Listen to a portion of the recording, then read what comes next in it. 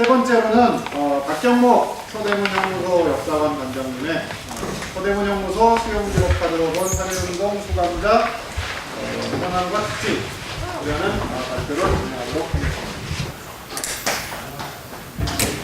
앞에만 방금 소개받은 박경목입니다. 반갑습니다. 상세한 내용은 자료집에만 있고요. 수용 기록 카드를 구성하다 보니까 우리 선생님들하고 같이 화면을 보면서 말씀을 나누는 게 보다 정확한 것 같아서 화면을 좀 준비를 치면서 하겠습니다. 네, 총 4가지 항목으로 살펴보도록 하겠고요. 먼저 제가 3.1운동 관련 수감자를 분석 대상으로 삼은 것은 서대문형무소에 남아있는 수용기록 카드입니다. 이 수용기록 카드는 독립운동가연구의 기초 자료로 매우 중요하게 인식되고 있는데, 현재는 이용 형태가 그냥 낱장에 대해서 그 인물 확인하는 데 멈춰져 있고, 전체적으로 상호 관계라든지 통계가 없어서 제가 좀 분석을 시도를 해봤습니다. 그래서 이번에는 그 가운데 3.1운동 관련자들만 분석을 해봤습니다. 보존 수량에 대한 문제입니다. 35페이지 자료 분석에 대한 이야기입니다. 총 6,259장이 보존이 되어 있고요. 기존에는 이제 이것은 국가편찬위원회에서 80년대 후반에 경찰청 치안본부 캐비넷에서 발견해서 이제 그것을 명인한 자료집으로 이미 발표가 되었지요. 기존에는 이제 6,264장으로 보존이 이제 되어 있는데, 제가 일일이 연번을 대조해 보니까 실제 누락되거나 수용기록 카드가 아닌 것이 5장 정도 발견이 되어 5장, 이미지 코스로는 10장이 발견됐습니다. 이 카드는 가로 15cm에 세로 10cm의 그 카드인데요, 양면으로 되어 있습니다. 그래서 이것을 사진을 찍어서 지금 이미지 컷으로 다 보존되어 있고, 원본은 국가편찬위원회에 있습니다. 그래서 수용기록 카드의 이미지 코스를 제가 계산을 해보니까 총 12,518컷으로 이것을 인원으로 환산하면 다음 36페이지에 그런 내용이 있습니다. 총 6,259장의 수량이 확인이 됩니다. 이렇게 수용기록 카드는 보이시는 바와 같이 사진에 따라서 세로로도 붙여져 있는데, 국사편찬위원회에서 이러한 연번을 쭉 매겨서 관리를 하고 있는데, 제가 확인한 방법은 이 연번에 누락이 없는지, 그리고 이 카드 중에 실제 수용기록 카드가 아니고 다른 카드인지 이런 것들을 쭉 넘기면서 다 확인해서 누락 연번을 좀 몇 개 찾아뵙고 이렇게 좀 확인을 했습니다. 이 사람은 전숙희라는 사람인데요. 제가 아까 별지 기록 이런 얘기를 좀 했는데, 이것은 전숙희 카드에 딸려온 아마 경찰서에서 쓴 조서 같습니다. 그래서 이거는 수용기록 카드가 아니기 때문에 이런 것들 빼고 총 제가 6,259장을 확인을 했습니다. 그런데 이게 6,259장이 6,259명이 아니라 중공인원이 있습니다. 한 인물의 카드가 2장 내지 3장 이상으로 구성된 사람이 있어서 실제 인원수를 산출해봤더니 4,837명. 이 가운데 여성은 180명입니다. 181명으로 연구를 했는데, 나중에 다시 자료를 검증을 해보니까 한 명이 누락된 것이 확인돼서 180명입니다. 그리고 사진 원판 보존 번호라고 있습니다. 사진을 보면서 설명을 드리는 게 좋을 것 같습니다. 여기 보시면 지금 이 사진 속에 지금 756번 이렇게 번호가 매겨져 있습니다. 이게 뭐냐면, 당시에 이제 유리 원판으로 사진을 찍었기 때문에 그것을 보존하기 위해서 원판 번호를 쓴 겁니다. 그래서 이 원판 번호를 보면 1번이 박장록이라는 사람입니다. 3.1운동에 참여한 사람이고요. 1890년생이고, 그리고 카드의 마지막 번호가 65,163번입니다. 한금돌이라는 사람인데, 이 사람은 44년에 수감되었고 국가총동원법 위반 혐의로 수감되었습니다. 그래서 카드는 6,259장밖에 안 남아 있지만, 실질적으로 이 카드 연번으로 보면 최소 65,193명이 서대문형무소에 수감됐다는 것을 볼 수 있고요. 근데 이 카드를 모든 수감자에게 작성을 했느냐, 아니면 선별적으로 작성했느냐는 지금으로서는 정확하게 알 수가 없습니다. 요 인원을 제가 평균을 내봐서 1년에 평균을 내봤더니 약 한 2,600명 정도 서대문영무소에 수감이 됐고, 이것을 1908년 개소한 10월부터 1945년 8월까지 사출을 대략으로 한다면 약 9만 명 이상 독립운동, 이게 이제 정치범 사상범에 한해서입니다. 독립운동으로 수감되지 않았을까 추론을 해봤습니다. 관련 이제 이 중복자들은 어떻게 처리가 되어 있냐면, 이 국사태찬위원회에서 카드에 그 이미지에 연번을 부여하고 01번은 앞면, 02번은 뒷면입니다. 근데 만약에 중복자가 있으면 같은 연번에 03번, 04번, 그러니까 홀수는 앞면, 짝수는 뒷면, 이렇게 해서 중복자의 카드를 처리를 하고 있었습니다. 아까 설명드린 여기 보시면 원판 보존 번호가 요구는 1번입니다. 박장록이라는 분이고요. 뒷면에 본적과 출생지, 주소, 신분 등이 써져 있습니다. 이 부분은 조금 후에 다시 한번 말씀드리겠습니다. 이렇게 중복되는 경우도 있다는 거죠. 한 인물에 대해서. 그럴 경우에는 중복 삭제 표시를 이렇게 중복하고 X 표시를 해놓은 카드들이 있습니다. 뒷면에는 간단히 되어 있고요. 이 사람은 마지막 65,193번인 한금돌이라는 사람의 카드인데요. 이 사람의 수용교육 카드 번호는 여기 보시면 이제 카드 양식의 변화는 좀 이따 말씀드리겠습니다. 이때는 여기에다가 이제 이렇게 원판, 사진 원판 보정 번호를 기록을 하고 있습니다. 자, 다음은 37페이지 작성 시기에 대해서 살펴보도록 하겠습니다. 이 카드를 언제부터 일제 측에서 작성을 했는가가 좀 고민이었습니다. 카드의 맨 빠른 이 연도가 1913년 6월에 이일영, 이정도 두 사람의 독립의군부 활동한 두 사람의 카드가 발견이 되었고요. 이 이후에는 1919년부터 발견이 됩니다. 그리고 19년, 20년에 집중적으로 많이 작성이 되고 1944년도까지 발견이 됐어요. 그래서 1913년도에 부터 작성되지 않을까라는 추론도 가능하지만 카드 양식이 일단 19년도, 20년도에 작성된 거랑 같습니다. 그리고 13년도의 카드는 딱 2장밖에 발견이 되지 않고 이 사이에 13년부터 19년도의 사이는 카드가 발견되지가 않습니다. 그래서 작성은 아마 이 3.1운동을 기점으로 해서 이 수감자들의 관리를 집중적으로 해야 될 필요성이 있지 않았을까라고 추론을 해보았습니다. 19년도부터 20년 사이에 작성한 것이 아닌가. 그리고 작성한 이 카드들의 분량을 보시면 19년도에 582장, 20년도에 221장 이렇게 되어 있고요. 이 작성 추정 근거는 사진 촬영 일자와 온도 연월일로 추정을 했습니다. 온도 연월일은 물론 수감 일자보다 뒷시기가 되겠죠. 그리고 사진, 이때 작성된 이 카드들에는 사진과 이름, 죄명, 수감 과목, 그러니까 이 항목으로서는 세 항목만 기재된 카드들이 283장이 있는데 이것들은 주로 19년에서 20년에 작성한 걸로 추론하는 것이 무방합니다. 왜냐하면 여기에는 3.1 독립선언에 참여한 사람들의 카드도 있고요. 아니면 아까 박장목처럼 중복 작성된 카드들이 대다수가 발견됩니다. 이것들이 한 222장 정도 발견이 됩니다. 사진을 통해서 확인을 한번 해보겠습니다.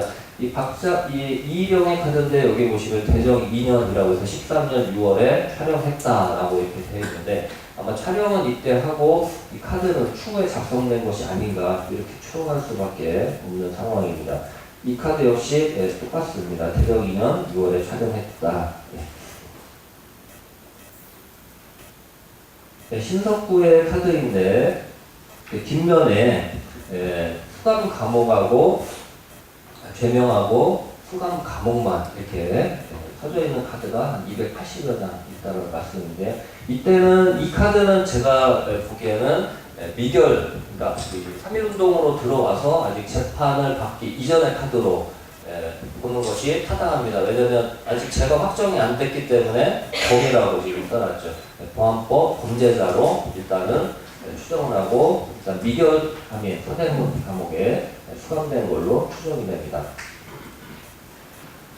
그리고 나서 이제 형이 확정이 되면 이렇게 또 자세히, 이것도 역시 신석구 카드입니다. 이때는 형이 확정됐기 때문에 각종 사항들을 굉장히 자세하게 지금 선고를 하고 있고, 보안법 위반이고요. 죄명은 형명은 징역이고, 이렇게 근고는 필요 없으니까 삭선을 해서 표시를 했습니다. 그리고 형기는 2년 확정이 됐습니다. 언도 연월일은 20년 10월 30일로 확정이 됐고, 이 언도 연월일과 형의 시작은 대부분 일치합니다. 그런데 이것은 체포 피체 일자는 아닙니다. 피체 일자는 이미 압식이고 그것은 지금 나오진 않고 있습니다. 그리고 아마 항소를 했던 것 같습니다. 경성복심법원에서 최종심이 난 거고, 수감 감옥은 경성 감옥입니다. 이렇게 처음에는 서대문 형무소가 미결감이기 때문에 서대문 형무소에 수감이 됐다가 재판을 받으면 형량에 따라서 당시 마포 공덕동에 1912년도에 지어진 경성 감옥으로 보낼 수도 있고 서대문 형무소에 잔류할 수도 있습니다. 그래서 이때는 감옥을 이렇게 표시를 하죠. 그래서 이런 분들까지 쭉 합치면 1013명을 제가 대상으로 산출을 했는데 이분들 중에 거의 95% 이상이 서대문 형무소에 서대문 감옥에 수감이 되었다는 것을 확인을 할 수가 있습니다. 마찬가지입니다. 이렇게 뒷면에는 간략한 사항만 이렇게 적혀진 분들이 있는데 다 아시다시피 3.1 독립선언에 참여한 분들이라는 것을 알 수가 있습니다. 네, 양식에 대해서 잠깐 설명을 드리겠습니다. 39페이지부터 42페이지 사이의 부분입니다. 이것이 1919년도부터 44년도까지 발견되기 때문에 양식이 다 일치하지 않습니다. 제가 유형으로 쭉 4가지 유형을 뽑았습니다. 첫 번째 유형은 주로 3.1운동기 전후로 쓰였고요. 19년에서 20년. 두 번째 유형은 26년부터 31년까지. 세 번째 유형은 30년대 전후반. 마지막 유형은 이제 30년대 초부터 해방까지 쓰였는데요. 각 유형별로 어떤 계기를 살펴봤더니 치안유지법의 발효라든지 사상통제 강화라든지 사상범의 급증 이러한 원인들은 있었습니다. 공부에서는 그 원인들은 자세히 다루지는 않았습니다. 양식별로 화면을 통해서 특징을 개작적으로 설명드리겠습니다.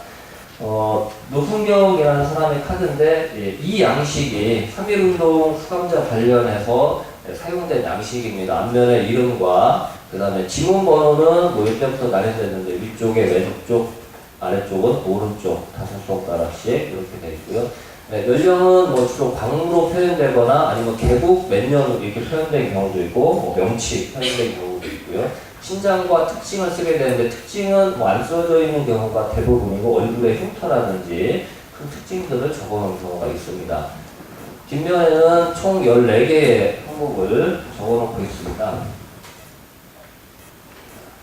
기 설명드린 바와 같이 본적과 특이한 것은 본적 출신지 주소 3가지를 다 기재를 하고 있는데 대부분 이동이 많지 않은 시기이기 때문에 일치하는 경우가 있지만 서울로 유학을 온다든지 이런 경우에는 주소와 본적지 출신지가 좀 불일치하는 경우가 있습니다. 그리고 신분, 그 다음에 직업, 그 다음에 수용사항이라고 해서 죄명과 형명, 형기, 언도, 연월일 등을 적게 되어 있는데 이 가운데 죄명과 형명, 형기, 언도, 연월일 그리고 추록, 연월일 이런 것들은 기결수에 한해서만 적을 수가 있겠죠. 그래서 아까 보신 바와 같이 이결수는 간단하게 기재된 카드들이 작성될 수밖에 없었다 이렇게 보입니다. 비형은 이제 조금 더 상세화되는데요. 이 비형은 대정 연호에 이제 쓰이고 소화 연호에 두 가지로 쓰이는데 여기에 이제 처분 결과라든지 몇 가지 항목들이 여기 비고 항목에 좀 상세한 내용들이 추가되면서 보다 자세한 관리를 하고 있습니다. 그런데 실질적으로 이 작성 항목이 너무 많아져 버리니까 제 생각으로는 아마 이것을 작성하는 부서에서 다 담지 못하는 경우가 많아서 이 블랭크들이 조금 많이 있지 않을까 싶습니다. 다음에는 비형 양식인데 이게 이제 대정 연호에서 소화 연호로 넘어가는 기간 동안 쓰여서 이 앞쪽에 아까 거는 대정이라고 쓰였고 지금 것은 이렇게 소화라고 쓰였습니다. 형식은 똑같습니다.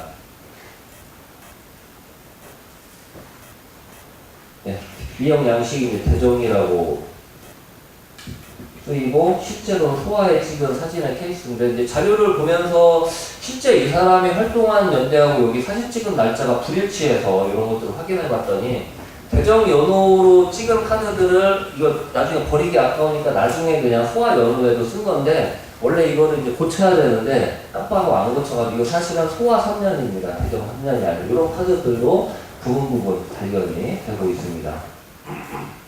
이게 뒷면에는 이렇게 여기 보시면 소아라고 이렇게 찍었는데 앞면은 아마 작성자가 깜빡한 것 같습니다.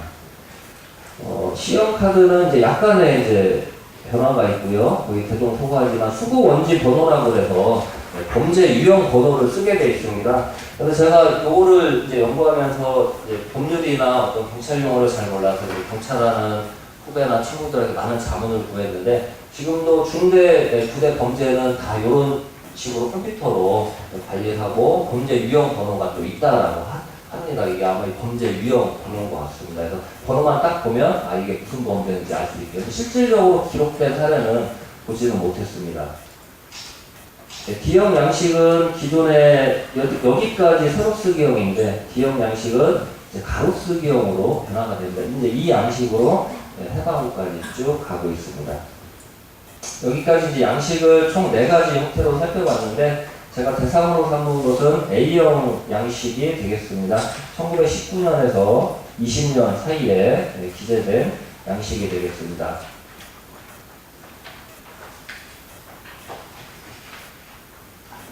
여기서 이제 약간 이제 문제되는 부분이 있는데요. 아까 보여드린 추록 연월일 부분에서 실제 추록 연월일하고 여기 기록상의 추록 연월일이 맞지 않는 사례가 좀 많이 발견이 됩니다. 다 소개해 드릴 수는 없고 유관수 사례만 잠깐 예를 들어 보이면 유관수는 이 기록상에 보면 1921년 1월 2일 날 여기 추록 연일로 만기로 이제 기재가 되어 있습니다. 그런데 실제로는 뭐 아시다시피 20년 9월 28일 날 목사가 성공했지요. 그래서 이 추록 연월일의 기재는 아마 이 재판을 언도받은 시점에서 추산을 해가지고 2년이면은 피차될 날로부터 언제가 추록 연월이다. 그리고 아마 이 사람은 가출 없이 만기로 한다라고 기재를 했던 것 같습니다. 근데 추후에 이런 것들은 중간에 옥사를 하거나 아니면은 출감 좀 더 형량을 늘리거나 이런 것들은 기재가 되지 않은 것 같습니다. 그래서 혹시라도 나중에 연구자를 이용하실 때는 이 추록 연월일 부분은 좀 비판적으로 봐야 될 필요가 있을 것 같습니다. 자료에는 안 담았는데 이 고수복이라는 분도 버스 노조를 부영버스 노조를 하다가 이제 수감이 됐었는데요. 1930년대 일이긴 하지만 이분의 추록 연월일은 여기 보시면은 1933년도 7월 17일로 되어 있는데 실제 추록한 것을 보면 이제 나중에 수기로 여기 앞에다가 이제 써놨더라고요.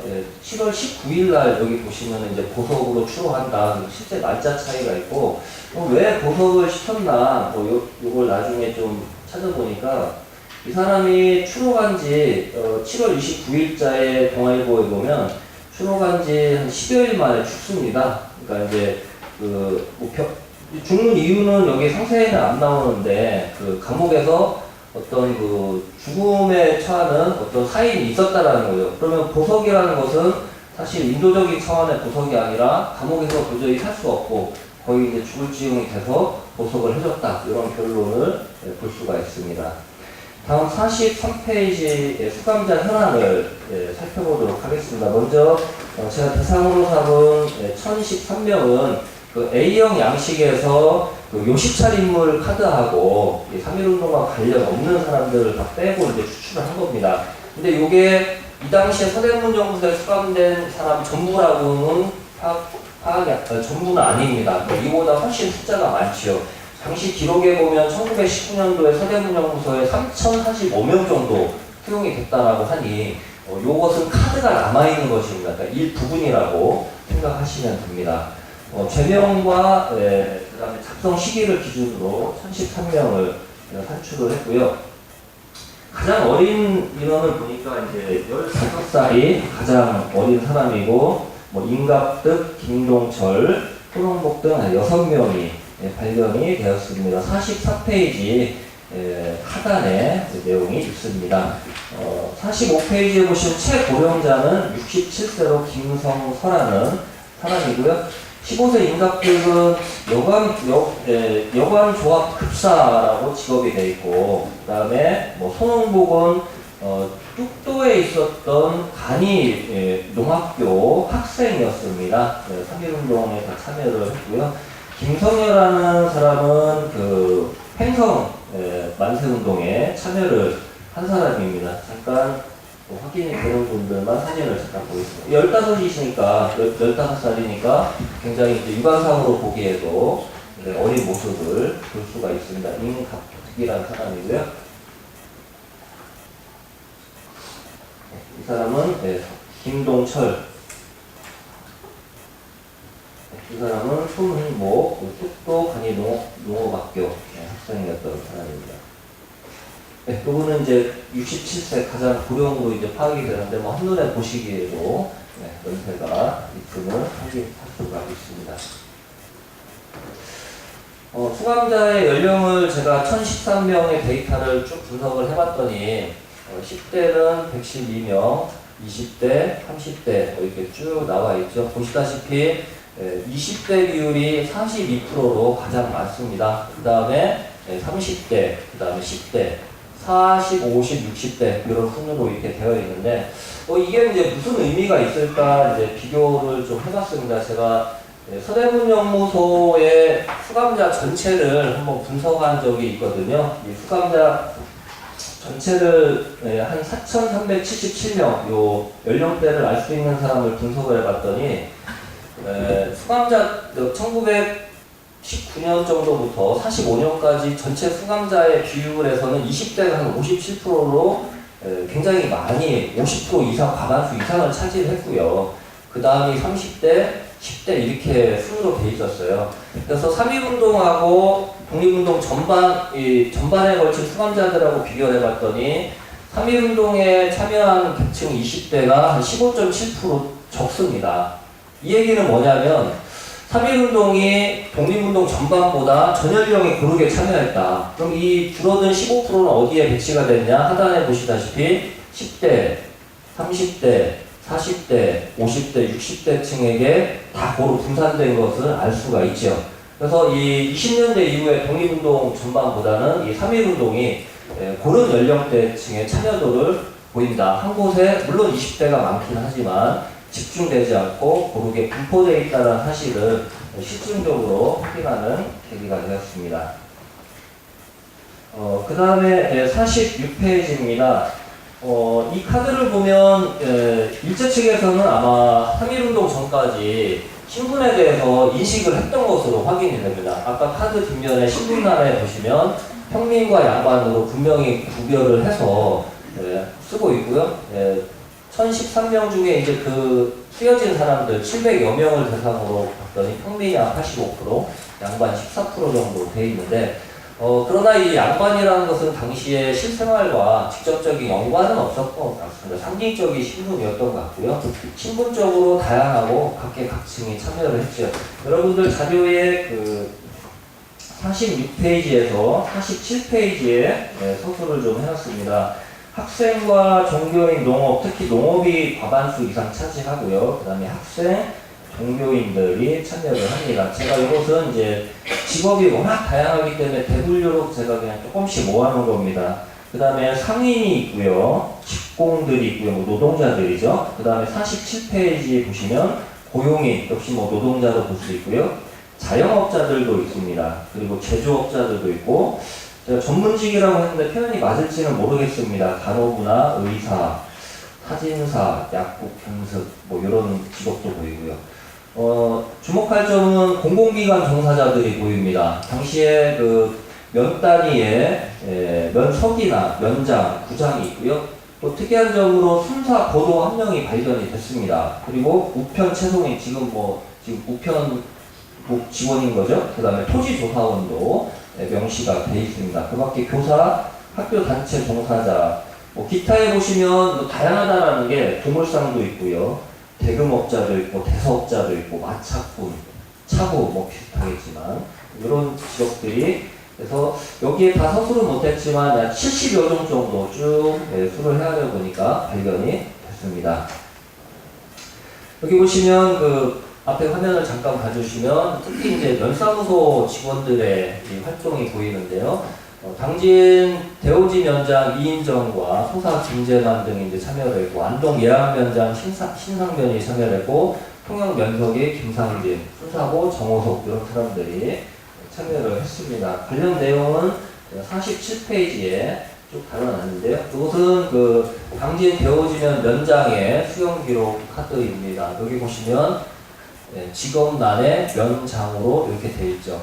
19년, 20년도 양식하고 다른 것은 이것은 추후에 작성을 한 것 같습니다.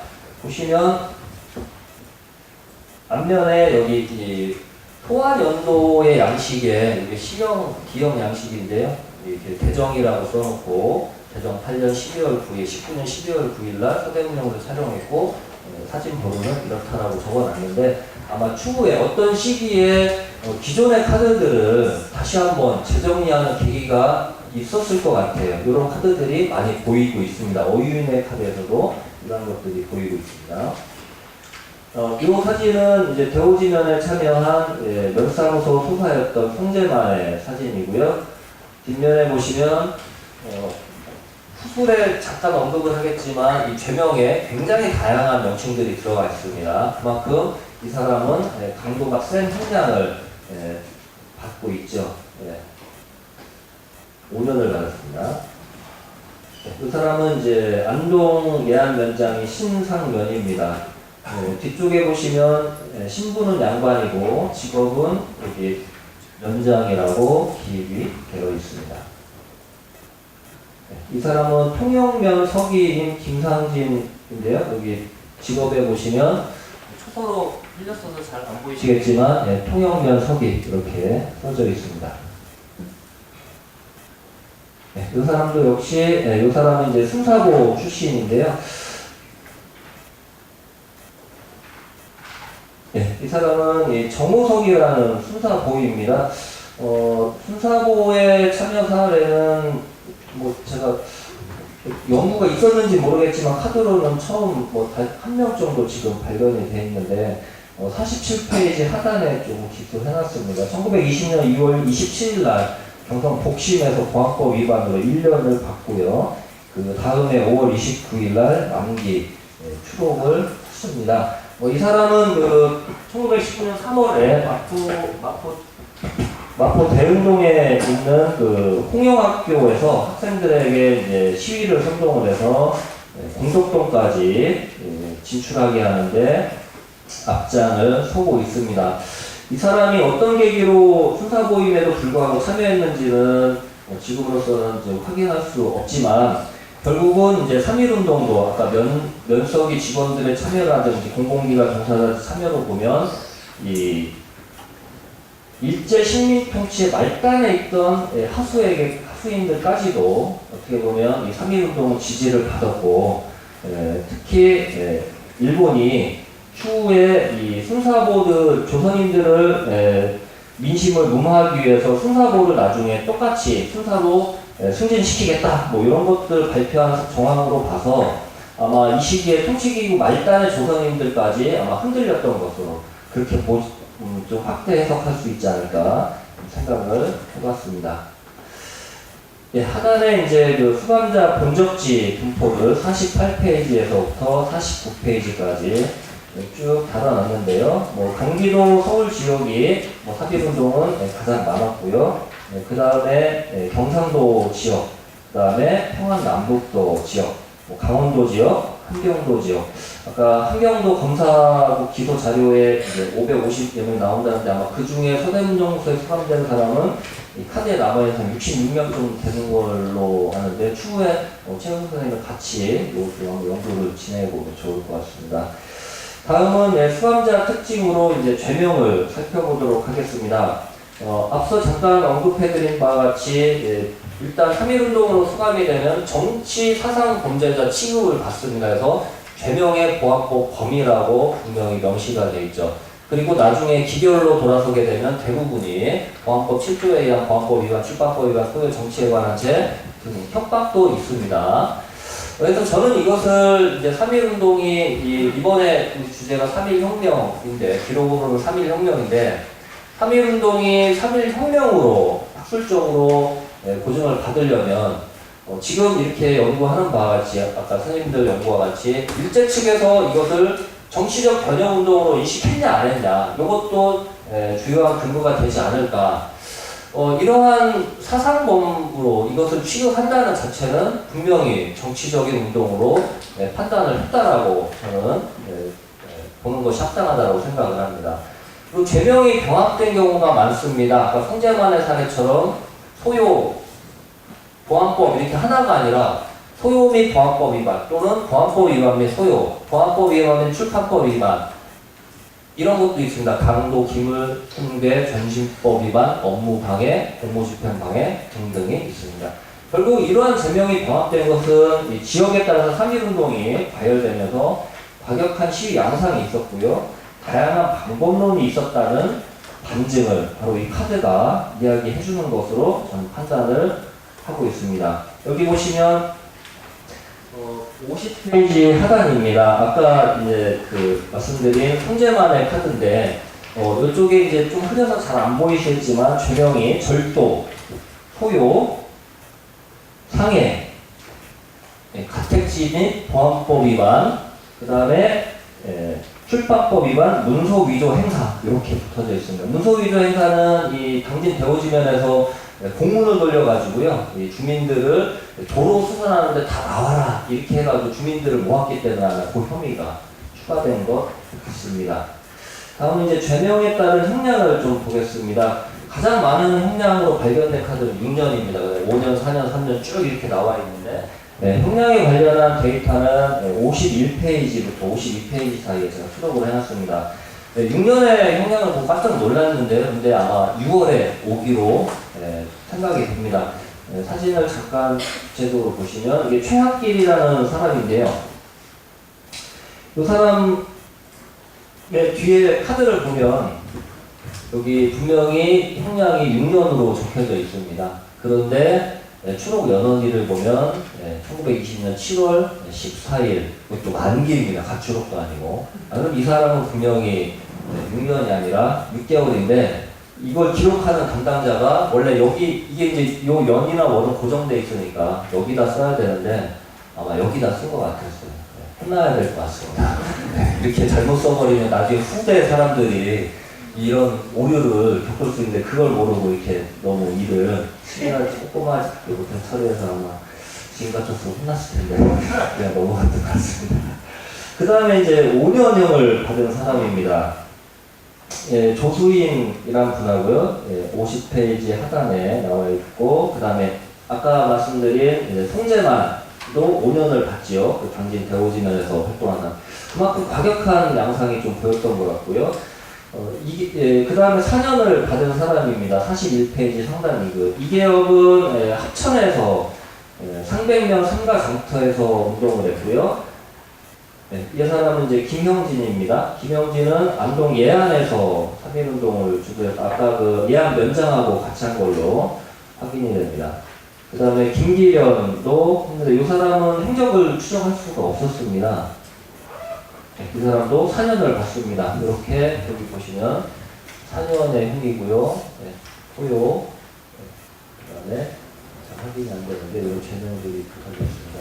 이렇게 제가 이걸 보면서 1013명 중에 이 공훈자들은 제가 일일이 확인을 못했는데 행적이 확인 안 되고 공훈을 받지 못한 사람들이 좀 많이 있었습니다. 다음 카드는 이제 3년을 받은 사람입니다. 많아서 제가 쭉 화면만 보여드리겠습니다. 이런 사람들인데 그 51페이지 중간 부분에 쭉 명단을 내렸으니까 참조를 해주시기 바라겠습니다. 가장 많은 형량은 51페이지 중간 표 윗부분입니다. 1년에서 뭐 2년 사이 정도가 약 44% 정도 가장 많이 받았고요. 특징적인 것은 뭐 52페이지 표를 잠깐 봐주시기 바라겠습니다. 52페이지 상단인데요. 6개월 이하, 6개월이 117명이고 6개월 이하 5월, 3월, 2월, 2월이 0.52%인가요? 이렇게밖에 안 됩니다. 근데 이것도 역시 제가 여기에는 제가 서술을 51페이지 끝부분에 서술을 했네요. 전체 서대문연구소에 수감된 사람들은 6개월 미만이 그래도 한 4.7% 정도 되거든요. 거기에 비하면은 뭐 너무 많은 형편없이 적은 숫자가 6개월 이하라는 거죠. 이거 뭘 의미하느냐? 그만큼 3.1운동에 대한 형량은 일반적인 독립운동보다 강하게 구형했다라는 것이 아닐까 조심스럽게 한번 추론을 해봅니다. 그러니까 강력한 처벌 의지가 있었다. 과연 이 운동을 일제는 어떻게 인식하고 있었느냐? 본격적인 체제 변혁 운동으로 인식하고 있었지 않았을까? 이 형량을 통해서 그런 추론이 가능하리라고 생각이 됩니다. 뭐 그런 내용들을 여기 이렇게 정리를 해보겠습니다. 다음은 수감자의 관계를 좀 살펴보도록 하겠습니다. 52페이지, 53페이지입니다. 혈연관계, 지연관계, 학연관계는 제가 제 연구에서도 이미 말씀드린 바와 같지만 혈연지연 학연이 뭐 지금 하면 뭐 굉장히 좀 부정적인 이미지지만 독립운동에서만큼은 이 혈연지연 학연이 독립운동을 주도할 수 있는 어떤 관계망이 아닐까. 실제로 그런 사례들을 좀 있는가 해서 뽑아봤습니다. 52페이지에 보시면 혈연 관계로 묶인 사람들이 하나 9건 정도 발견이 됐는데요. 이 중에 뭐 한 건 정도는 제가 자료를 좀 더 명확하게 봐야 되겠지만 이렇게 표면적으로 9건 정도 보이고 있습니다. 이들은 제가 어떻게 추렸냐면 본적지와 주소지와 출생지가 똑같이 일치하는 사람, 그리고 카드의 보존 원판 번호가 일련 번호가 연결되어 있는 사람으로 뽑았고요. 그 다음에 생년월일이 10년 이내로 차이가 나는 사람, 10년 이내로 뽑아봤더니 주로 형제 관계로 추정을 할 수 있겠다. 그리고 실제 내용을 추정해봤더니 53페이지에 그런 내용들을 일부 사례를 제가 서술을 해놨습니다. 강원도 양구에서 동명 팔랑리에서 독립운동을 한 3.1운동을 한 장호면과 장흥도가 있었고요. 그 다음에 강원도 홍천 신장대에서 3.1운동을 한 차봉철과 차봉안이 있었습니다. 그리고 경기도 가평 목동리에서 독립운동을 한 정성교, 정흥교가 있었고요. 그 다음에 김포 양천 누산리에서 3.1운동을 한 박승만, 박승가, 그 밖에 김병재, 김병건, 유한순, 유중모도 이제 삼촌관계, 작은 아버지인가요? 이렇게 관계로 연결되는 것을 확인을 할 수가 있습니다. 근데 이제 문제가 여기서 보니까 이제 장흥교, 장성교 같은 경우에는 동생인 장흥교는 서운을 받았는데 형인 장성교는 서운을 못 받았더라고요. 아마 당시 확인이 안 된 것 같은데 이번 연구를 통해서 이런 것들이 조금 해결되는 그런 좀 사례로 여겨졌으면 좋겠습니다. 이거는 실제 사진이고요. 왼쪽에 왼쪽에 보이는 게 장흥교, 오른쪽이 장흥도, 이명이 좀 있습니다. 그 다음에 뒷면에 보시면 본적지, 출생지, 주소지가 이렇게 다 일치하는 사람들 이렇게 보시면 오른쪽과 왼쪽, 이게 아까 장호면, 장흥도 형제인데요. 일치하는 장면을 보실 수가 있습니다. 차봉철하고요. 이 사람은 차봉원입니다. 둘이 비슷하게 생겼는지 얼굴을 확인하려고 했더니 얼굴로는 잘 확인을 못할 것 같아요. 일단은. 그 다음에 이제 지역적인 관계망입니다. 자료에 보시면은 54페이지에 총 14건 정도 발견을 했는데요. 본적지와 동과 리까지 단위가 일치하고, 한두 명 하는 것은, 두세 명은 이제 사례로 제외를 일단 했고요. 어떤 객관적인 자료를 위해서 5명 이상 이렇게 쭉 일치하는 사례를 봤더니, 한 85명, 14건에 85명. 근데 이제 2명 이상 일치하는 경우에는 89건에 한 284명, 그래서 한 35% 정도 차지를 하고 있습니다. 뭐 대표적으로 1번에 보시면 그 표 1번에 가평, 동면, 목동리에서 8명 정도 수영 기록표가 1년 동안 쭉 연결되고 밑단위까지 번지수만 약간 다릅니다. 이렇게 일치합니다. 사진 잠깐, 이 사람들입니다. 이렇게 쭉 참여한 사람들입니다. 자, 그 다음에 이제 학연 관계도 많이 보이고 있습니다. 이제 세브란스 간호사 만세운동하고 배화여고 만세운동 두 건만 사례를 제가 추려봤는데요. 세브란스 간호사 만세운동은 노순경, 그 다음에 김순호, 이신도 세 사람인데 55페이지 세 번째 패러그래프에부터 내용을 설명을 하고 있습니다. 이 사람들은 지금 남대문 쪽에 원래 세브란스 간호병원이 있었고 거기 주소가 경성 남대문점 세브란스 병원 의학전문학교 부속 간호부 양성소 기숙사 이렇게 되어 있습니다. 아마 같이 이제 그 간호부로 있으면서 운동을 한 것 같고요. 1919년 9월달에 대학문 앞에서 3.1 운동을 하고 있습니다. 이 사람이 노순경이고 이 사람은 뭐 좀 아시다시피 노백민의 주최딸이죠. 뒷면에 보시면 주소를 보시면 세브란스 쪽에 세브란스 뭐 전문 의학병원 간호부 양성소 기숙사 이렇게 주소가 연기되어 있습니다. 이 사람은 김순호입니다. 역시 마찬가지로 주소와 일치를 하고 있습니다. 이 사람은 이신도고요. 역시 주소 일치하고 있습니다. 근데 이제 노순경은 국가봉처에서 공헌을 받았는데 김순호, 이신도는 재작년까지 못 받았어요. 그래서 제가 이런 얘기들을 좀 하고 그래서 작년에 두 사람은 공헌이 됐습니다. 다음은 이제 배화여학교 만세운동인데 이것은 19년도의 일은 아닙니다. 1920년 3월 1일의 일인데 이 3.1운동이 그 당에 그치지 않고 다음해까지 영향을 미친 고족적인 운동이었다는 확장성을 담보하기 위해서는 이러한 연구도 좀 필요할 것으로 생각이 돼서 문제제기를 좀 던져보았습니다.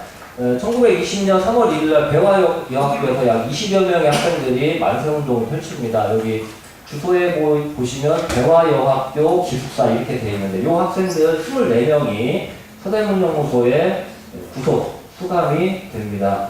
명단은 다음 페이지 56페이지에 명단을 기록을 해놨습니다. 잠깐 사진 24명이고요. 수용 사진 보존 원판 번호 순서대로 제가 쭉 사진을 좀 달아놨습니다. 잠깐 한 3초 정도 보시겠습니다. 15에서 16 사이 정도.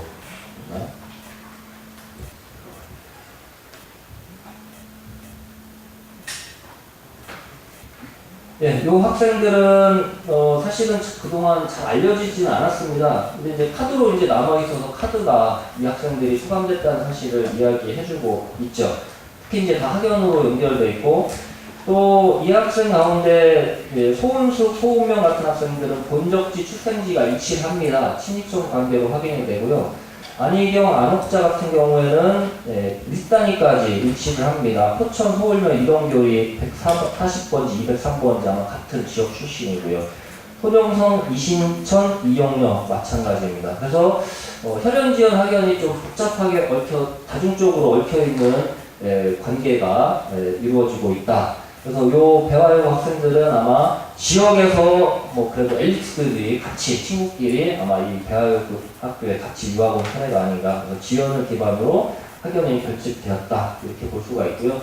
이 학생들은 보안법 위반으로 보안법범으로 기소되었다가 20년 4월 5일날 경성지방법원에서 이희수, 김경화 두 명이 아마 주도자층이었던 것 같습니다. 징역 1년을 받고요. 나머지는 징역 6개월을 받았는데 1년짜리는 집행유예, 집유 3년, 6개월은 집유 2년을 언도받아서 4월 5일날 판결 받고 집행유예로 풀려 나오고요. 공은 다 못 받았습니다. 아마 집행유예 때문에 그런 것 같은데요. 이 카드는 이렇게 얘기하고 있습니다. 이 사람들이 집행유예로 나왔지만 그 일이 있었던 3월 1일부터 경성지방법원의 판결이 있었던 4월 5일까지는 당시의 식민지 상황에서 옥고를 치렀다는 것을 이야기를 하고 있습니다. 아마 이런 운동들도 3.1운동 연장 상상에서 추후에 연구가 필요하지 않나 이렇게 생각이 듭니다. 결국은 이제 혈연지원 학연이 3.1운동에 있어서는 어떤 연대감이나 비밀 보장이나 추진 동력이 되었지 않았을까라는 것이 실증적으로 좀 살펴봤습니다. 네, 결론입니다. 3.1운동 수감자들은 전 연령대 그리고 일제 측에서는 이를 사상범으로 그리고 혈연지원 학연이 작동되었다. 결국은 이 3.1운동을 혁명으로 우리가 이끌어낸 한 단계 학술적으로 보증하기 위해서는 일제가 이를 어떻게 인식했는가, 그리고 이렇게 강한 형량과 뭐 이런 것들을 비교해본다면 결국 정치적 변혁 운동으로 일제도 인식하지 않았는가라는 게 결론입니다. 예, 이상 마치겠습니다.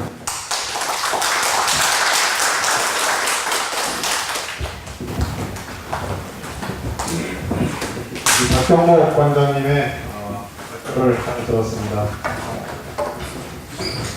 실제 카드를 보면서 이렇게 보니까 이 당시의 상황을 더 생생하게 알 수 있었던 것 같습니다.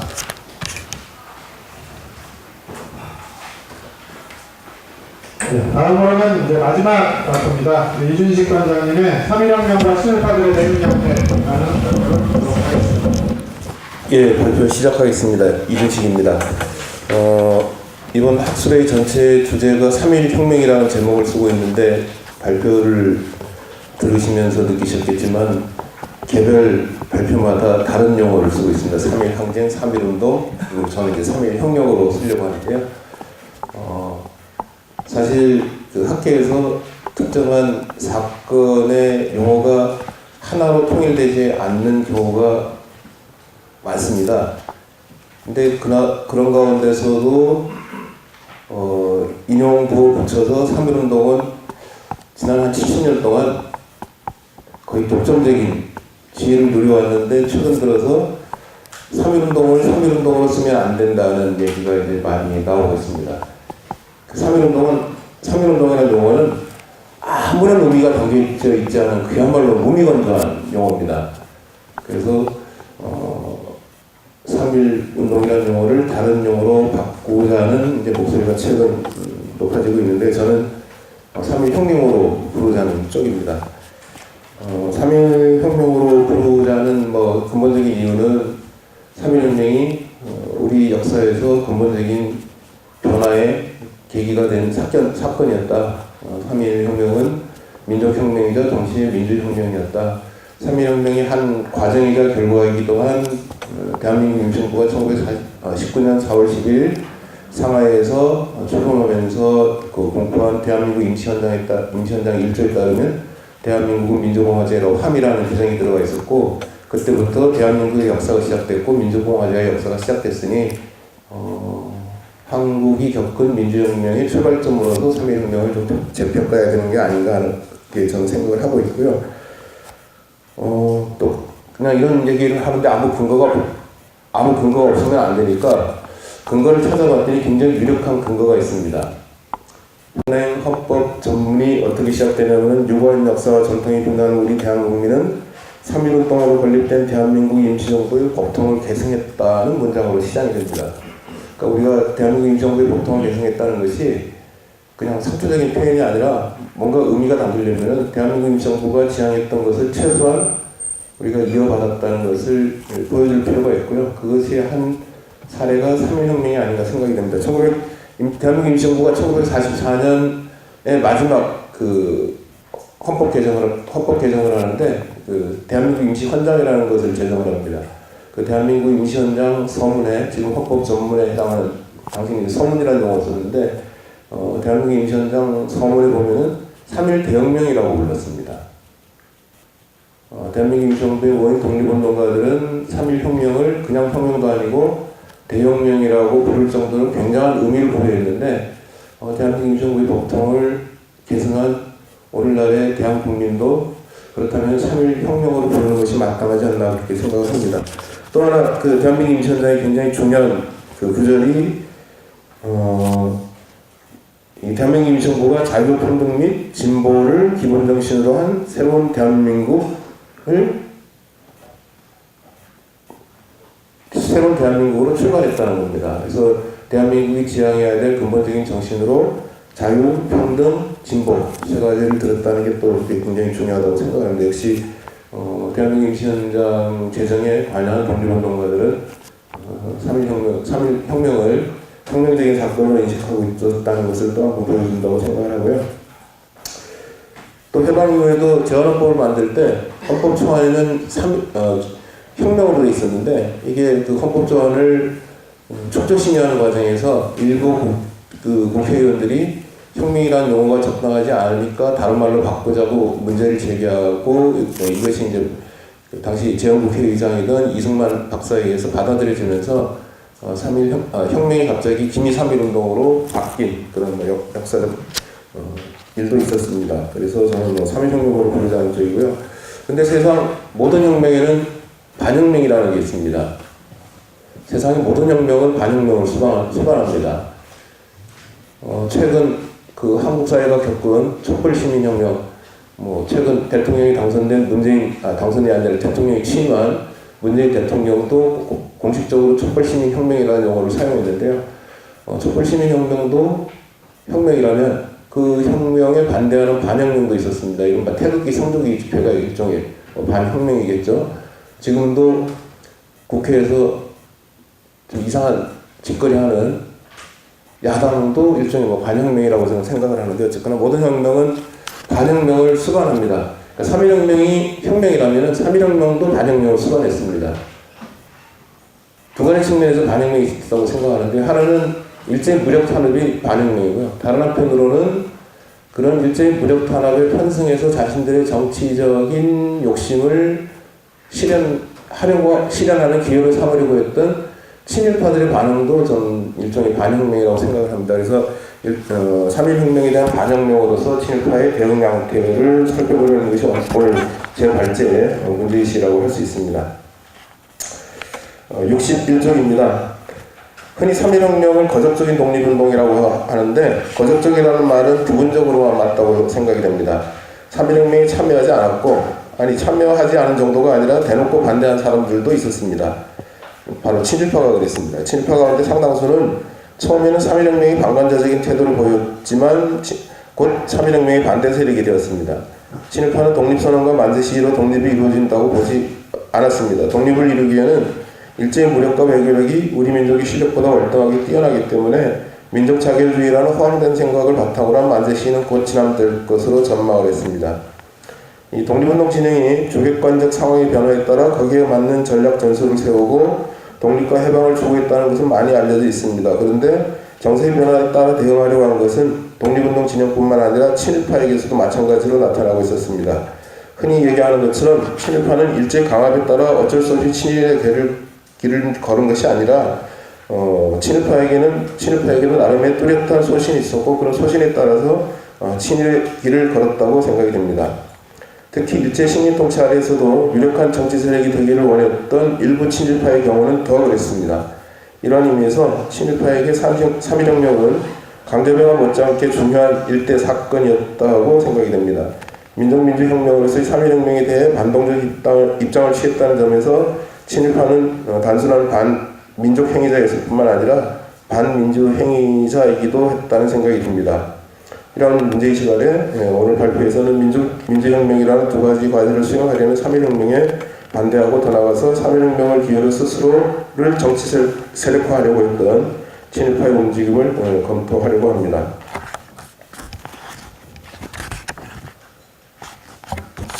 두 번째 장에서는 3.1 혁명 이전 친일파의 존재 형태를 검토를 했는데요. 그냥 핵심적인 내용만 간단히 정리를 하자면 공무망 이전, 그러니까 강제병합 이전만 하더라도 친일파들은 자신들이 기존의 지배층을 대신하는 유력한 정치 세력이 될 것이라는 꿈을 갖고 있었습니다. 그리고 그런 꿈을 실현하기 위해서 기꺼이 일제의 침략에 영합하려는 태도를 보였습니다. 그러니까 일본 제국의 힘을 빌어서 자신들이 정치적 지배층이 되려는 생각을 갖고 있었는데 사실상 1910년 8월 29일의 강제병합은 그런 친일파의 꿈이 실현되는 계기가 된 것이 아니라 좌절되는 계기가 되었습니다. 강제병합 이후 일제는 친일파에게 어떠한 정치적 기회도 주지 않았습니다.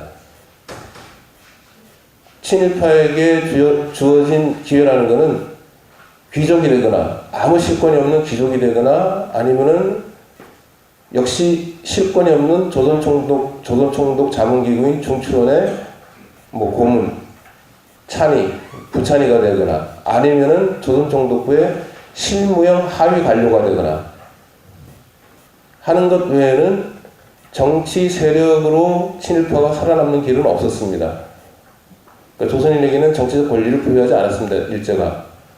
그러니까 스스로 정치 세력이 되기 위해서, 정치적 지배층이 되기 위해서 친일의 길을 걸었던 친일파에게는 강제병합이 오히려 자신들의 꿈이 좌절되는 계기로 작용했던 셈입니다. 1910년대 친일파가 보인 정치적 우위, 집단적으로 보인 정치적 움직임은 거의 없었습니다. 그런데 역설적으로 1919년 3월 1일 시작된 만세시위, 그러니까 3.1혁명이 친일파가 다시 정치적으로 재기를 모색하는 그런 계기가 되었다는 얘기를 하려고 합니다. 67쪽입니다. 3.1혁명에 대한 친일파의 초기 대응. 국내에서 그 독립선언과 만세 시위를 처음 주도한 것은 천도교 그리고 기독교 세력이었습니다. 당시만 하더라도 국내에 그나마 합법적인 활동이 가능했던 조직은 교회와 학교밖에 없었기 때문에 종교계와 학교를 중심으로 해서 독립선언과 만세 시위가 준비가 됐는데 그 가운데서도 가장 중요한 역할을 한 것이 천도교의 교주였던 손병이었다고 알려져 있습니다. 그리고 그 손병의 움직임이 또 그 움직임 배경에는 해외에서의 독립운동도 일정한 영향을 미치고 있었다는 것이 지금 현재까지 많이 알려진 내용인데요. 그런 가운데 흥미로운 것은 손병희 등이 그 거적적인 거적적인 만세 시위를 위해서 일부 친일 성향의 인사들에게도 독립선언의 주도 세력으로 참여해 줄 것을 권했다는 사실입니다. 현재 그 이름이 밝혀진 것은 박영효, 김윤식, 윤치호, 한규설, 윤용구 등입니다. 이 가운데 한규설과 윤용구는 강제병합 직후에 일제가 귀족자기를 주려고 했지만 스스로 거부한, 그러니까 일제로 봐서는 친일적인 인물이라고 생각했으나 본인들은 자기 받는 것을 거절하는 그런 인물들이고요.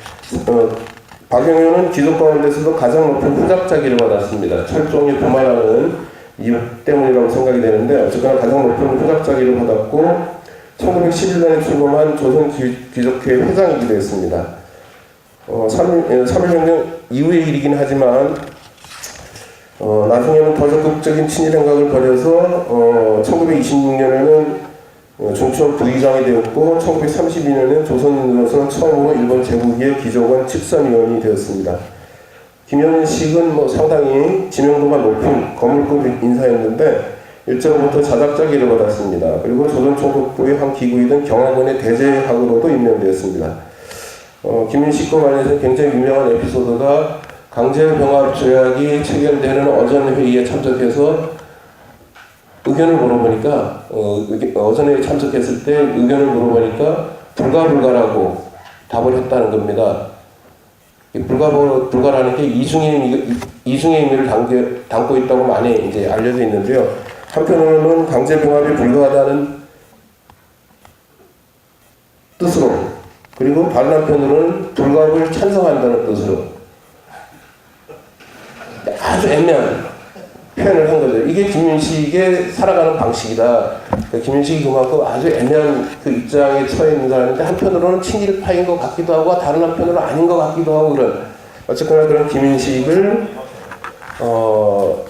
그 독립선언의 주체 세력으로 참여시키려고 권고를 했지만 거절을 했습니다. 그리고 윤치호는 또 한 인물인 윤치호는 독립투표에도 관여했고 일산여객에도 반대했기 때문에 한때는 사람들로부터 상당한 신망을 얻고 있었습니다. 그리고 무엇보다도 기독교 세력의 중심 인물로 특히 YMCA에서 중요한 역할을 수행하고 있었습니다. 그런데 부친인 윤옥열이 강제병합의 공으로 받은 남작자기를 부친의 사위인 1911년에 습작을 했습니다. 그리고는 바로 백오인 사건이 연루돼서 징역 6년형을 선고받았고요. 백오인 사건 관련자 가운데 가장 높은 형을 언도받았습니다. 그리고 6년형을 실형을 언도받았기 때문에 습작한 귀족자기를 빼앗겼습니다. 실작을 했습니다. 그리고 1915년 특사전출을 추록한 뒤에는 일제 식민 통치에 순응하겠다는 뜻을 공개적으로 밝혔고요.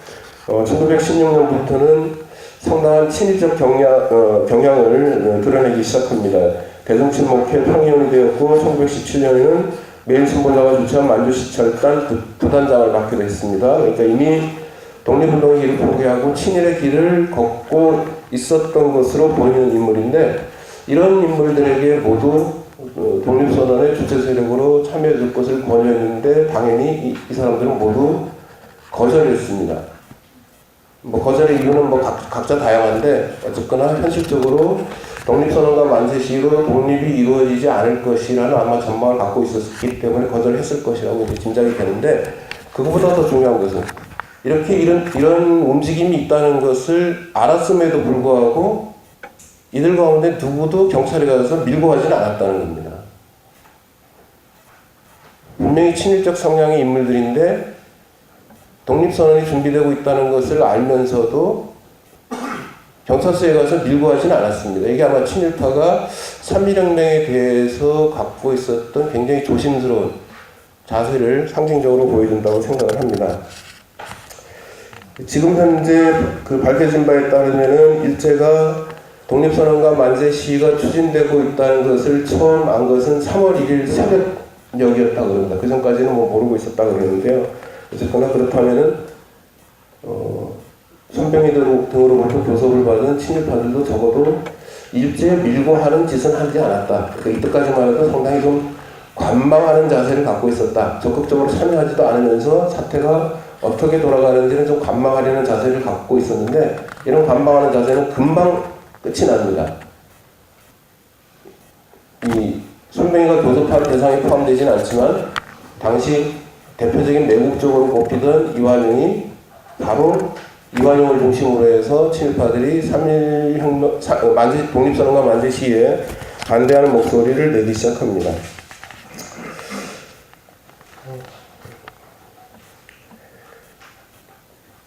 처음에 3.1혁명의 독립선언에 참여할 것을 거절한 윤치호는 일제가 만세 시위에 대한 보도 통제를 해제하자마자 3월 7일부터 해제를 했는데 3월 7일자 지면에 개인 담화문을 발표합니다. 어디에 발표했냐면 경성일보라는 일본어 신문에 담화문을 발표합니다.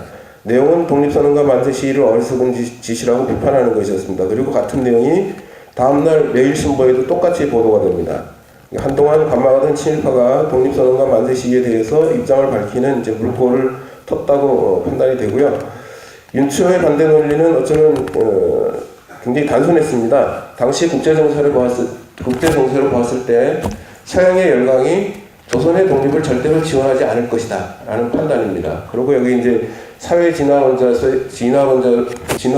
윤치호의 생각이 아주 강하게 드러나는데요. 약자가 강자에게 대드는 것은 어리석은 일이다.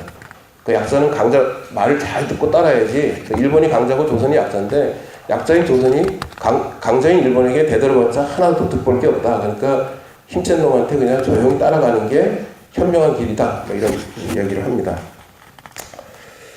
그런데 윤치호가 담화를 발표한 뒤에도 한동안 이름을 밝히고 입장을 드러내는 경우는 거의 보이지 않습니다. 일부의 의견 게시는 익명으로 처리가 됩니다. 재밌는 게 각주 25번인데요. 예컨대 윤치호의 담화가 발표된 경성일보 3월 7일자 지면에는 민족 자결주의 등을 황당무계한 유언이라고 비난하는 담화가 실려있는데 담화의 주체가 모 귀족이라고 되어 있습니다. 이름을 안 밝히는 겁니다. 처음으로 이름을 밝히고 3.1혁명을 비난하는 것은 윤치호인데, 근데 윤치호의 다른 사람들은 자기 이름을 숨기면서 익명으로 3.1혁명을 비난하고 있었다는 거죠. 그러니까 이때까지만 하더라도 아직까지는 친일파들이 전면적으로 3.1혁명을 반대하는 목소리를 내는 것은 아니다 이렇게 판단이 됩니다. 친일파의 본격적인 대응이 나타나는 것은 3.1혁명의 열기가 정점으로 치더라 일제로서도 식민통치 방침이 전환을 모색할 수밖에 없게 된 4월 이후의 일이었습니다. 이 사장입니다. 3월 말 4월 초 가려면은 만세 시위가 전국적으로 확산이 되고 폭력의 강도도 훨씬 더 세집니다. 일조로서는 당혹스러울 수밖에 없었고 그래서 특단의 대책을 모색하게 된다. 그 두 가지 방향으로 나타났는데 하나는 무력 탄압을 더 강화하는 것이었습니다. 4월 10일 하세화 총독은 군대를 통한 강압적인 시위 진압이 불가피하다는 요구를 발표했습니다. 그 하세화 총독이 그 이전에도 이미 유고는 여러 차례 발표했는데요. 독립선언과 만세 시위가 계속된다면은 무력으로 진압할 수밖에 없다고 요구를 발표했고 이미 3월 초에 이미 실탄을 써도 된다고 그러니까 이미 지침을 내렸지만 그럼에도 불구하고 4월 10일 날 발표한 유고가 내용상으로는 제일 강경합니다. 이전에도 강경 진압 유고를 발표한 적이 있지만 이번에는 차원이 달랐습니다. 같은 무렵 만세 시기를 진압하기 위해 일본에서 군대가 증파되었기 때문입니다. 이에 앞서 조선 총독부는 귀족단 회의를 열어 귀족들의 의견을 듣는 모양을 갖췄습니다. 이 자리에서 이완용은 세 가지 방책을 건의했는데 하나는 권유해산, 그러니까 해산하기를 권유하는 거고 그 다음에 일본군 증파, 어차피 말 안 들을 테니까 일본에서 군대를 더 증파해서 무력 진압을 더 강화하는 것이고 그 다음에 세 번째가 놀랍게도 저항자 보육입니다. 그러니까 진압의 권유와 진압에 응하지 않는 자는 그냥 무력으로 다 죽여버리라라는 방책을 건의를 합니다. 사실 이완용의 이러한 강경책은 새삼스러운 것도 아니었습니다. 이완용은 이미 4월 초부터 두 차례에 걸친 경고문을 발표해서 자중하지 않으면 죽음뿐이라는 식의 어포를 늘어놓은 바가 있었습니다. 다른 하나는 민중의 독립의지를 꺾기 위해서 친일파를 적극 활용하는 것이었습니다. 그래서 오늘 제 발제의 주제는 바로 이 부분에 집중이 되는데요. 그러기 위해서는 무단 통치 아래 일부의 귀족, 중천, 의관, 관료회는 권력에서 배제하던 방침을 바꿀 수밖에 없었습니다. 그렇지만 민중의 비난을 받고 있던 내국적 귀족들은 배제가 됩니다. 대신에 상대적으로 지역의 나름의 기반을 갖고 있던 지방 유력자 출신 그리고 충성도와 실무 능력이 입증된 관료 출신이 식민지배의 통치자로 선택이 됩니다. 한마디로 정치 세력화의 움직임을 보이다가 강제병합 이후 이렇다 할 정치운동을 벌이지 못하던 친일 정치 세력에게는 그야말로 하늘이 준 기회였습니다. 그렇기 때문에 이제 3.1혁명에 적극적으로 대응하기 시작합니다. 친일파는 식민통치 위기에 눌린 일제에게 자신들의 정치적 요구를 받아들인다면 만세 시위를 막는 데 앞장서겠다는 신호를 보냈습니다. 이와 관련해서 다시 친일파의 대응은 몇 갈래로 나뉘는데요. 친일파의 조직적 대응 가운데 가장 먼저 가셔야 하는 것은 각지에서 출범한 자재단이라는 또는 다른 명칭도 쓰는 경우가 있지만 여기서는 자재단으로 통칭하겠습니다. 자재단이었습니다. 1910년대 대표적 친일파 가운데 한 사람으로 전라북도 도장관으로 재직하고 있던 이준호는 총독에게 편지를 보내서 조선인 유력자들이 단체를 만들어서 만세 시위를 저지하는 데 앞장서겠다. 그러니까 조선 총독부와 손을 잡고 적극적으로 하겠다. 이런 의사를 표명을 했고요. 만약 조선 총독부가 친일파를 식민 통치의 중요한 한 축으로 인정하고 정치단체를 만들 기회를 준다면 더 적극적으로 일제에 충성하겠다는 뜻이었을 것입니다. 물론 이는 이준호 한 사람만의 생각이 아니었고요. 이준호 외에도 여러 친일파가 비슷한 생각을 갖고 있었습니다. 현재 자재단과 관련된 자료는 극히 제한되어 있는데요. 주로 이제 매일신보 기사에 많이 나옵니다. 당시 조선 총독부 기관지이던 일본어 경성일보의 자매지던 매일신보의 자재단과 관련된 기사가 가장 많이 나오는데 지금 남아있는 기록을 봤을 때 가장 먼저 출범한 자재단은 대구자재단입니다. 대구자재단은 당시 친일파 가운데서도 특급 친일파이던 박중양이 주도했습니다. 박중양은 강제병합 이후에 충청남도 도장관을 거쳐서 중천 찬의로 임명된 그리고 대구를 연고로 한 인물입니다. 자기 연고지인 대구에서 대구 지방의 유력한 친일파들을 다 모아서 대구자재단을 만들었습니다. 그리고 이 대구자재단 이후에 전국 각지에서 자재단이 출범합니다. 현재 기록으로 확인되는 것은 기록을 확인되는 마지막 자재단 결성 시기는 7월 2일입니다. 경기도 수원군에서 자재단이 출범했는데요.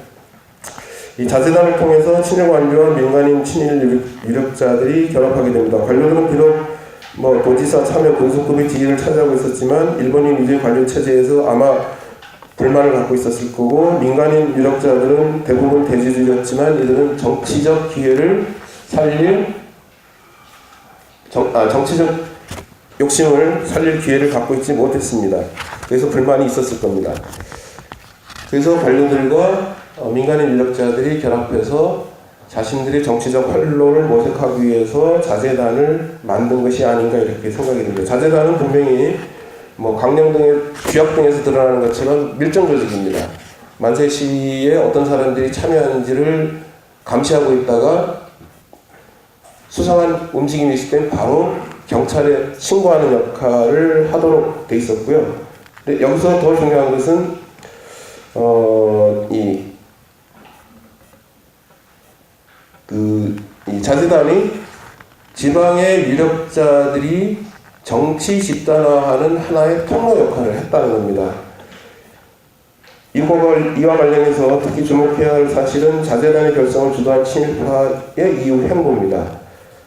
현재 이름이 확인되는 자재단 주도 세력 가운데 상당수가 1919년 이후 일제 식민 통치 아래서 출세의 길을 달립니다. 예컨대 대구의 경우 시기는 조금씩 다르지만 박중양, 신성린, 정재학, 정혜분, 이장우, 장상철, 서병조, 이병학 모두 중천 참의가 됩니다. 자재단에 관련된 인물 가운데 무려 8명의 중천 참의가 나옵니다. 경상북도 참여관이던 신성린은 나중에 도지사가 되고 중천 참의가 됩니다. 경상북도 서기이던 김병탄은 자재단원은 아니지만 경주 자재단 등 경상북도의 여러 자재단을 만드는 데 앞장선 공을 인정받아서 1921년에는 군수로 승진했고 나중에는 만주국 간도성 민정청장을 거쳐서 황해도 지사와 전라북도 지사까지 올랐습니다. 그러니까 자재단이라는 것이 친일파에게 어떠한 정치적 기회를 부여했는지를 잘 보여주는 게 대구 자재단이라고 생각을 합니다. 처음 자재단의 결성을 총독에게 건의하고 전라북도 자성회를 주도한 이진호, 그리고 대구 자재단을 주도한 박종양은 나중에 일본 제국의 귀족원 칙선위원으로도 임명되었습니다. 조선인으로서 귀족원 칙선위원에 임명된 것은 딱 10명입니다. 10명 가운데 2명이 자재단 주도 세력입니다. 친일파의 정치적 활로 모색이라는 측면에서 또 하나 주목해야 할 것이 자재단의 결성 시기입니다. 제가 그 자재단 결성 시기를 좀 표로 정리를 해봤는데요. 특징이 있습니다. 대구 같은 지역을 제외하고는 대개 자재단이 결성된 시기와 만세 시기가 벌어진 시기가 많이 벌어집니다. 그러니까 자재단은 공식적으로는 만세 시기를 막기 위해서 만들어진 조직인데 실제로는 만세 시기가 소강 상태에 접어든 다음에 자재단이 많이 만들어졌습니다. 아까 기록을 확인되는 마지막 자재단이 경기도 수원 자재단이라고 그랬는데 수원은 4월 중순 이후에는 이렇다 시위가 벌어진 적이 없습니다. 그러니까 대개 짧으면 대구 같은 경우에는 한 일주일 정도의 그 틈이 벌어지고요.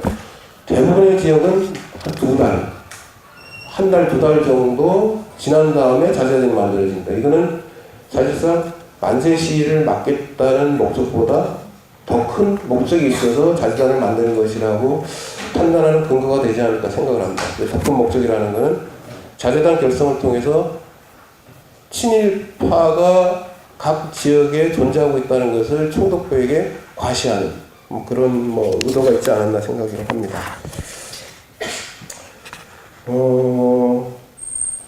이후에 1919년 여름 이후에 사실상 만세 시위가 완전히 퇴조 상태에 빠진 이후에 친일파의 동향은 이제 자재단이 아니라 자재단은 이미 그 효용 가치가 없고요. 자재단이 아니라 더 본격적으로 정치적 성격을 갖는 친일 단체를 만드는 것이었습니다.